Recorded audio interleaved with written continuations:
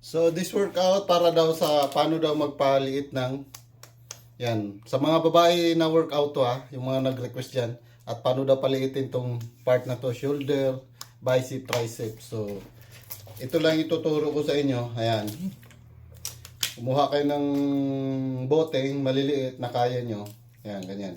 Ganyan nyo lang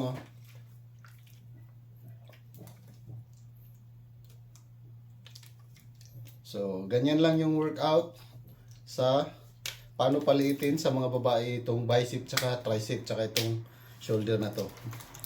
Kung hindi kayo kontento sa bigat kasi magaan lang tong maliliit na bote, kumuha kayo ng medyo mabigat.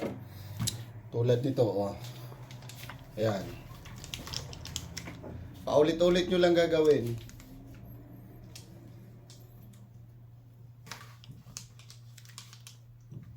Yan, ganyan lang.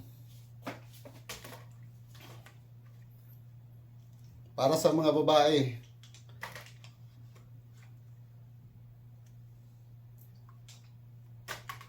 At yung isa pala, nag-request din paano daw palakihin yung dibdib niya.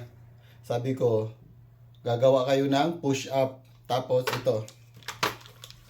Kumuha kayo ng something dyan. Tapos ganito nyo lang yung paghawak. Sa baba, itaas. Sa baba, itaas. Itaas. Ganyan lang.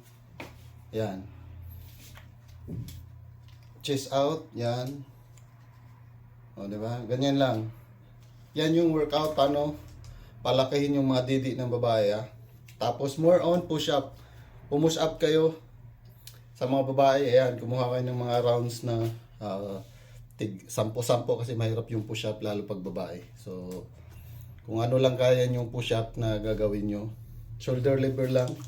Ito lang yung paraan ng push up ng babae. Yan. Yan. Para lumaki yung didi. So effective din to sa mga babae na workout para lumaki yung didi. Ganyan lang. Chest out. Chest out. Yan, kita nyo?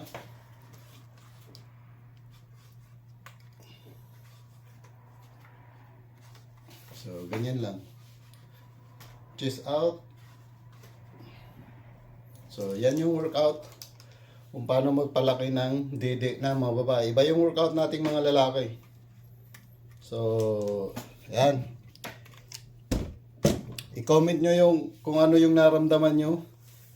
Pag na-workout nyo na yung sinasabi ko, yung lalo na dun sa puwet na nag-request na paano daw palakihin yung mga puwet nila. So, i-comment nyo kung nagawa nyo, kung ano nararamdaman nyo.